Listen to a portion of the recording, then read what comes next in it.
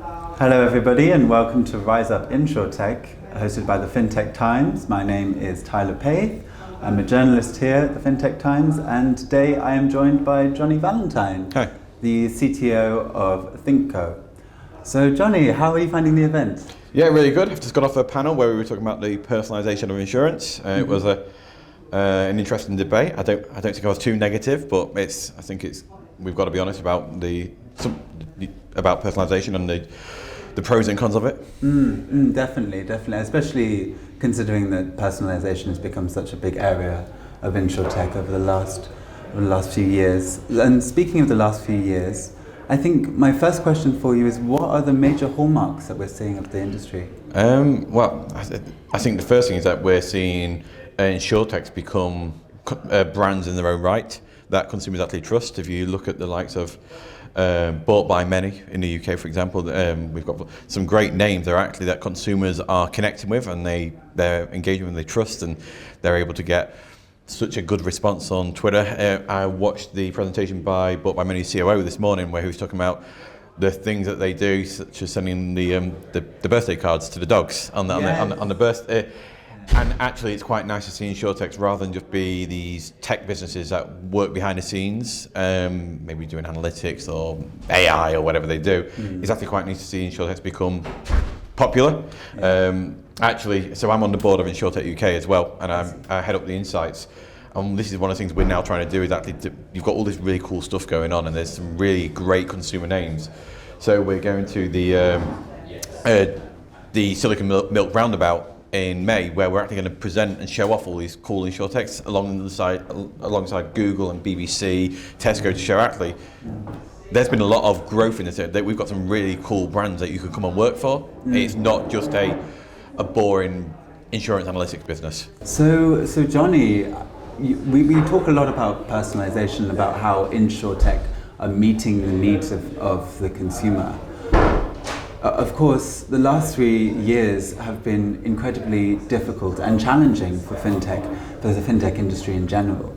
In terms of Insurtech, how have you seen it work with the pandemic, and what do you think the major influences of the pandemic are? So if we, I suppose, talk in front of the camera, behind the camera, you're seeing actually insurance companies can work from home.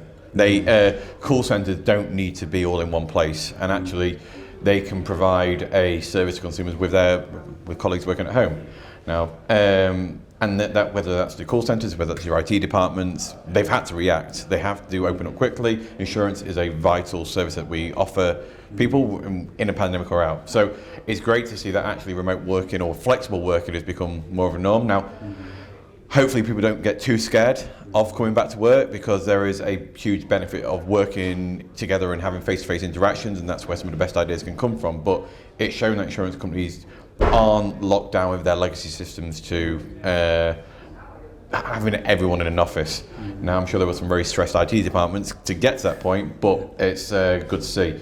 In front of the camera, you're seeing the Insurtechs that can move quickly, the niche that are able to start offering products that are suitable for the pandemic. You look at Buy Miles, the number of policies that they sold increased massively during the pandemic because no one was driving. So therefore renewals actually, I don't need many miles, I'm going to be in the house for next year. So it's great to see the Insurtech actually respond to that challenge and actually develop products for that market quickly, where traditional insurance obviously doesn't move so quick.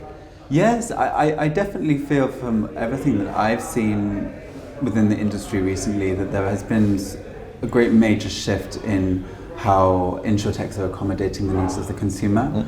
And I think it's something that's been greatly shaped by the pandemic, definitely. And in terms of your workforce at ThingCo, is that sort of a hybrid working model? So we have 3 offices. We've got obviously we've got a warehouse where we do distribution from. You can't distribute from home. There's only so much.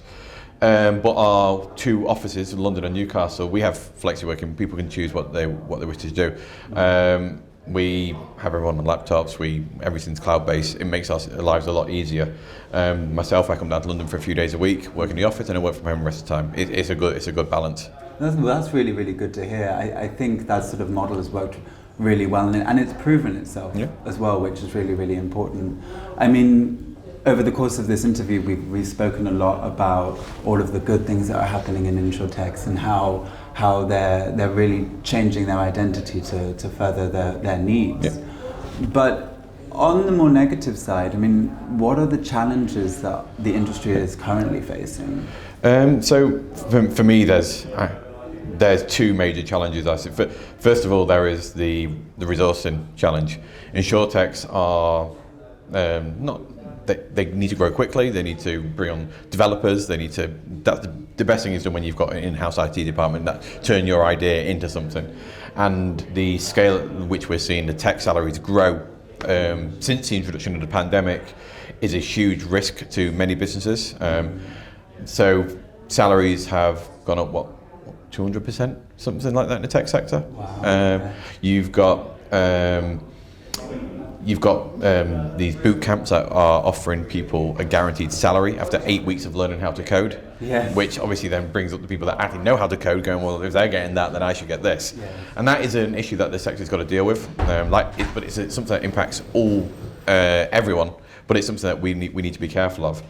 The other thing is obviously data is going to be and making sure that we don't abuse the trust we get from consumers. Yes. Going back to the personalisation, we do not want to be taking data off an individual and using it to penalise them too much, because all we need is one Daily Mail article about someone who voluntarily handed over their data in order to get a reward, actually getting a negative. Well, yes, I completely agree with you. I think we've seen a lot of issues with trust in data, and especially since the use of data is becoming more widespread.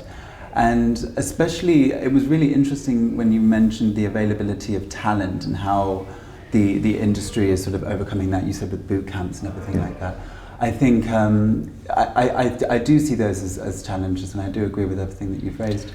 Well, thank you very much, Jonny, for joining us today. No worries. Thank you for having me. I hope you enjoy the rest of our event. I would. Thank you.